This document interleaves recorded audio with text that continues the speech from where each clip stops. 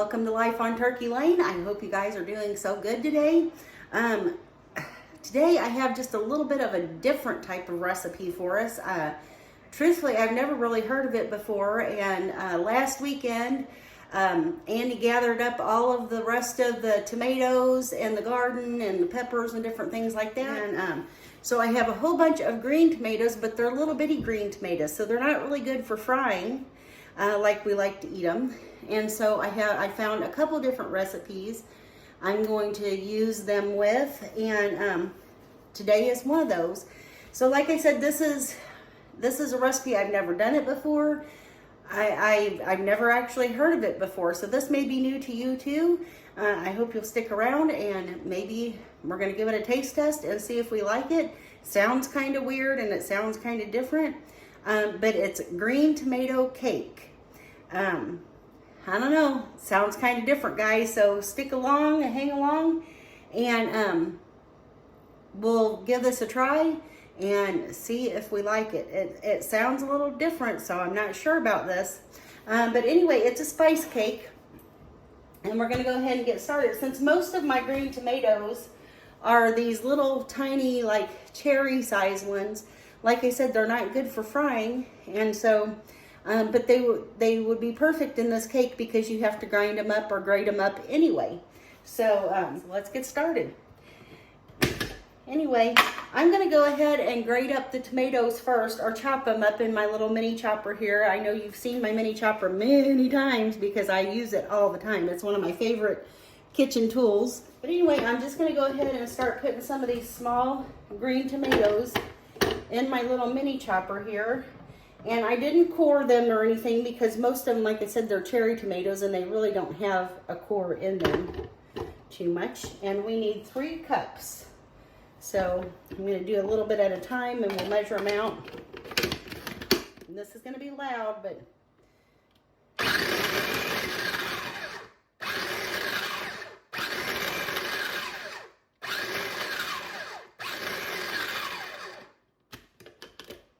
okay, I think I'm going to go upgrade it just a little bit more than that because it's still a little chunky.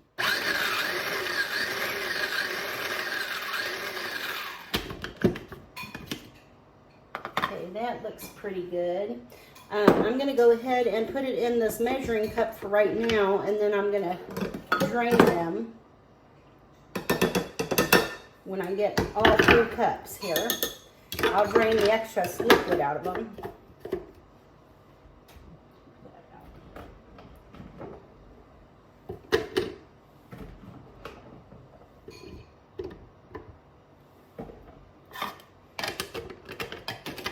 Okay, that first batch gave me about a half cup. So it's going to take quite a few of these little tomatoes.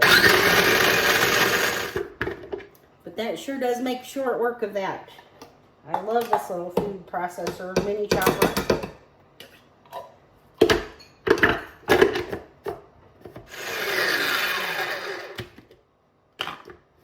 I would say that I think this would come out kind of like a zucchini cake, or maybe like an apple cake, but I would think it would have a different flavor because the green tomatoes are so tart.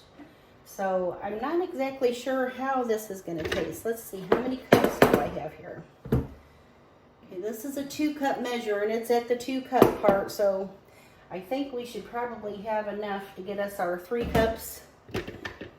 And if not, I've got more tomatoes on the counter back here that I can use, so no big deal here.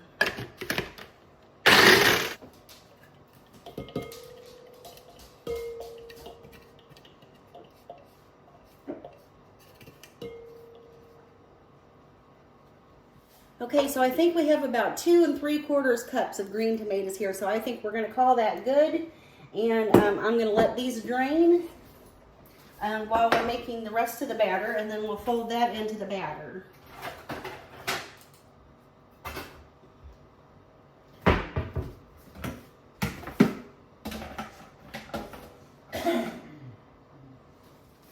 So I'm just going to pour that in my calendar over here.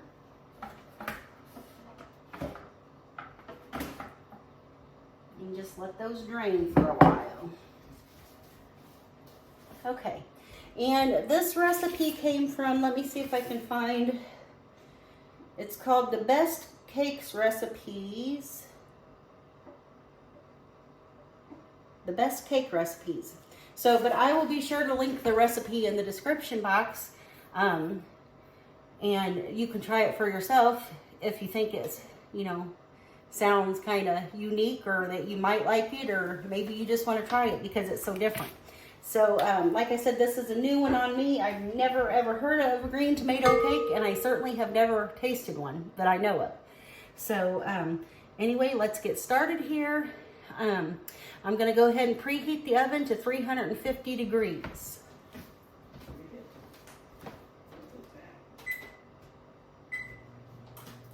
And it will probably heat up quick because Andy's been in the kitchen, and we're getting ready to have ham and beans and cornbread for dinner tonight. Sounds so good. If you would like to know how I fix my cornbread, I'm going to link a video up here of jazzing up the Jiffy Mix. And so maybe you'll want to try it. But as soon as I get this cake in the oven, I'm going to be able to eat me some dinner, and I'm looking really forward to it. It's a cold day outside today, and so this is going to be nice and warm, and I can't wait. But let's get this cake batter going. Okay, so I need to put in a large bowl. I need to put my sugar, oil, eggs, and vanilla. So this calls for 2 cups of sugar. I need to get my 1 cup. Well, I'll just use my ½ cup measuring cup. So we're going to need 4 of these. And I've got my KitchenAid mixer bowl out here. Okay, so like I said, I've got my ½ cup measuring cup, and I need 2 cups of sugar. So we're going to do this 4 times. There we go. And we need our eggs. Calls for 3 eggs. These are fresh chicken eggs.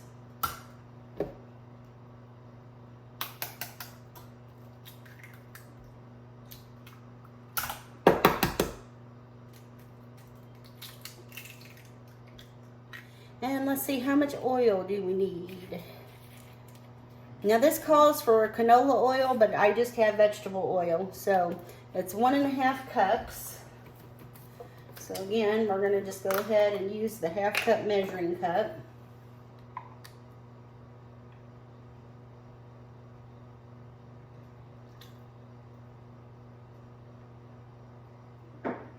And I know these measuring cups are dry measuring cups, but I'm going to go ahead and use them for liquid measure too. So, okay.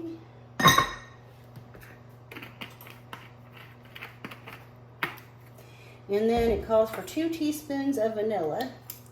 I've got my homemade vanilla here, which is another recipe I can post up here for you, showing you how you can make some homemade vanilla. It's super easy and way cheaper than what you can buy at the store. At the store, I think 2 ounces is about $5 for pure vanilla, and it's really just like 100 proof, 80 to 100 proof alcohol and vanilla beans sliced down the middle is how you make it, and you let it sit for a good long time until the beans steep inside that alcohol, and you've got pure 100% vanilla. So super easy. And now it says to mix those things good, and then it says to mix in a separate bowl your like dry ingredients, but we're going to go ahead and mix these things good, and I'm going to take it over here to the KitchenAid, and we'll get this whipped up.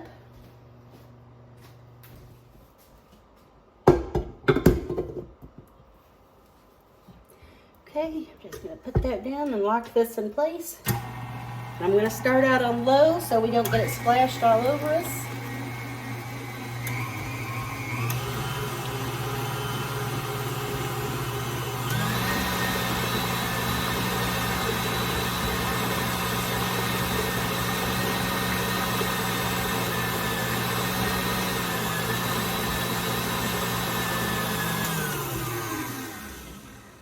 Okay, so we're supposed to mix our dry ingredients in a separate bowl here. So I've got this glass mixing bowl, and let's see what we need.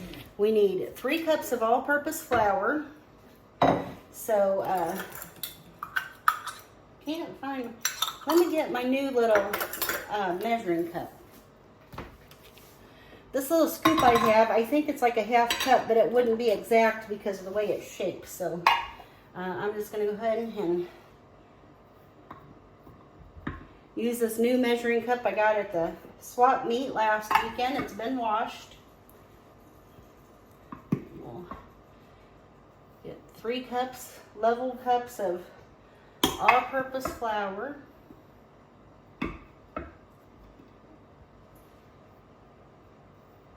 Okay. And now to that we will add, it says 1 teaspoon of ground cinnamon and 1 teaspoon of cloves, but I would have to grind my own cloves and I don't think I have enough, so I'm going to go ahead and use some pumpkin pie spice. I know that's a little different because that's probably got nutmeg and different things in it, but I'm not really worried about that. And I'm going to use about 2 teaspoons of that. Okay. We need 2 teaspoons of baking soda.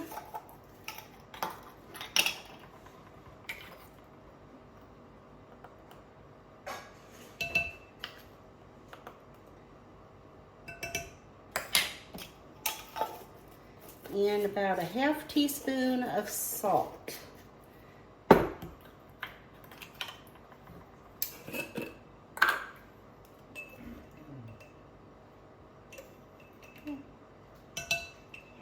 Of salt, and I'm just going to mix that around in there until it's all incorporated and there's no like major lumps in the baking soda or anything like that. And then we can add it to our wet mixture. Okay, so I'm going to go ahead and just add about a 1/2 of this in the bowl right now and get it mixed up just a little bit, and then we'll add the rest of it. And again, we're going to start it off on low so we don't splash everything on us.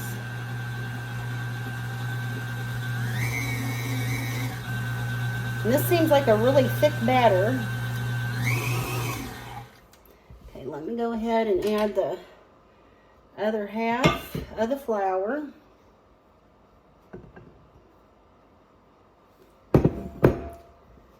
Okay, and we'll mix that in real good.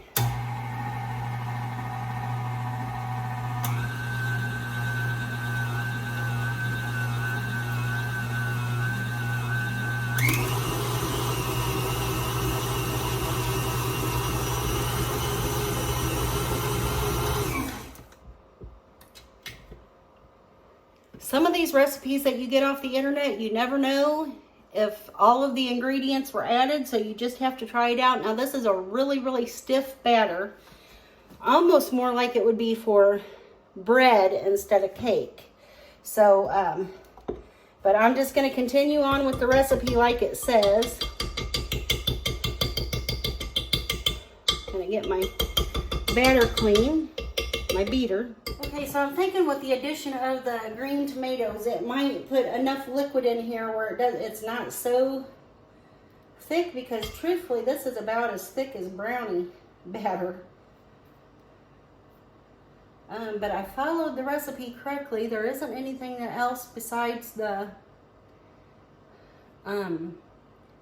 tomatoes to add to it. So like I said, maybe the liquid from the tomatoes, which it says to drain, will loosen this up a little bit, but we shall see.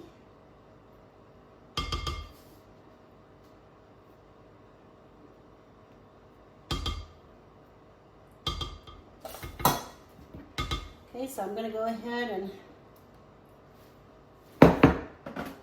get my tomatoes in here. And now it says to fold it in.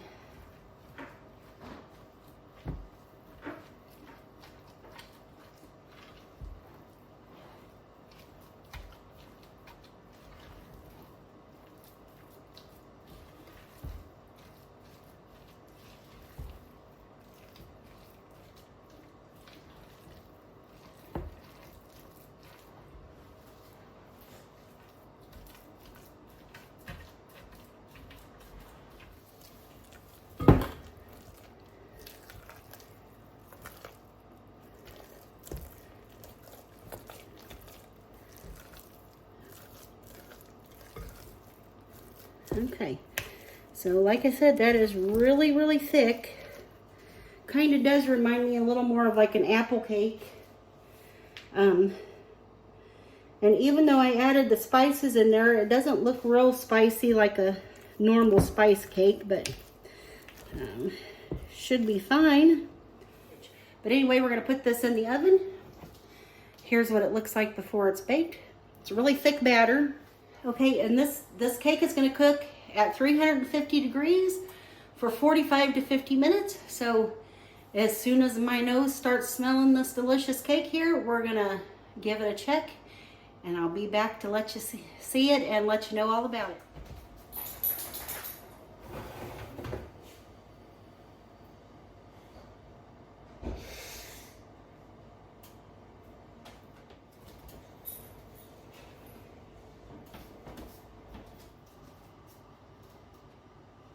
Okay guys, the cake is done and it is cool and well, getting cool. It's still kind of warm, but I've ate my supper and I want to get this the icing done for this before I go take my bath for the evening and do all of that, and maybe we'll have some dessert.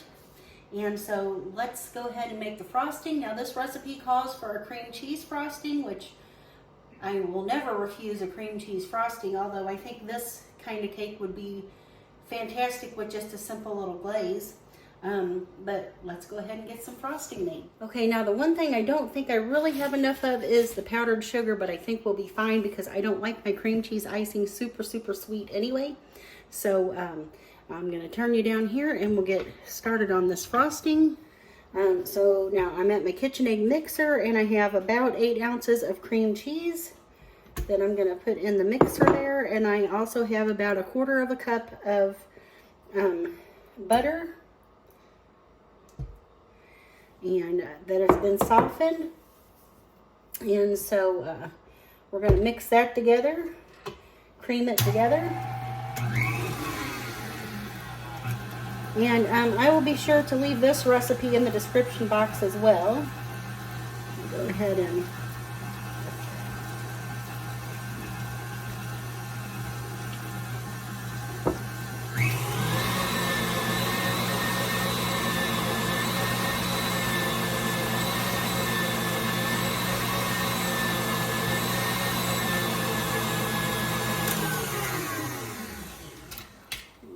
I'm just going to scrape my sides of my bowl here just a little bit so we get all that incorporated in there, mixed together.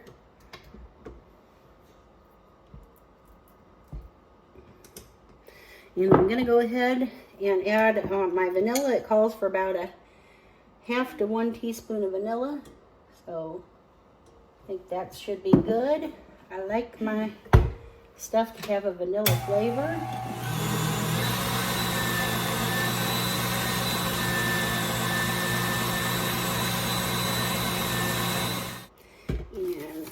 I've got just a little like sifter here, and I'm going to go ahead and just sift some of my powdered sugar into the bowl here.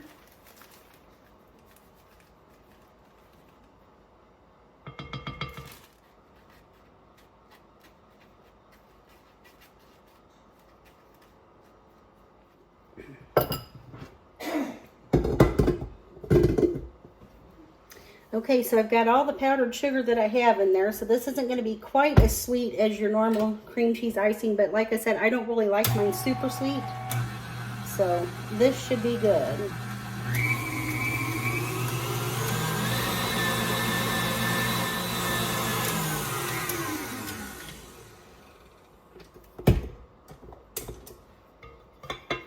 Okay, see, that looks good, doesn't it? Let's taste it.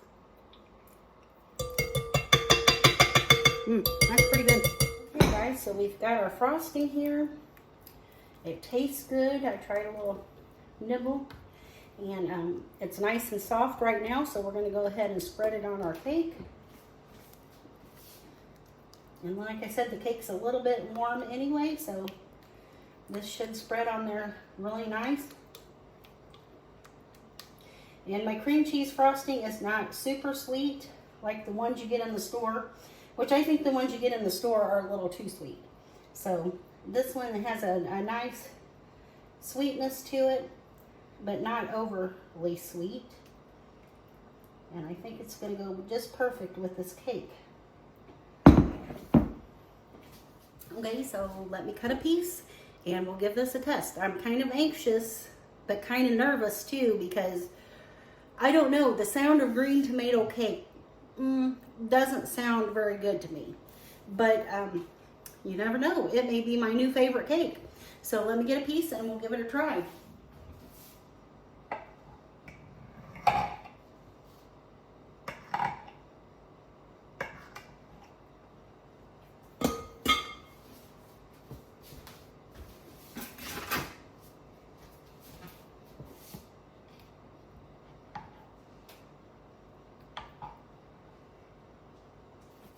Okay guys, well it's nice and moist, but it's also nice and tall. It's not flat or anything like that.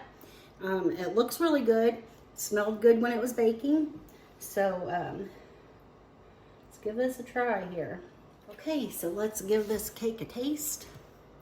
See what we think about it. And I'm gonna give you my honest opinion. If I don't like it, you're gonna know it.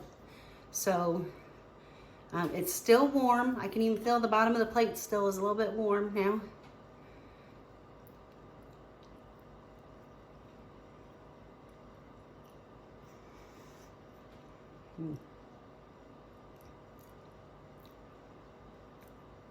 I like the spice flavor and I like the cream cheese frosting. I'm not in love with the green tomato flavor. I'll be honest with you. But this may be a cake that you really, really enjoy.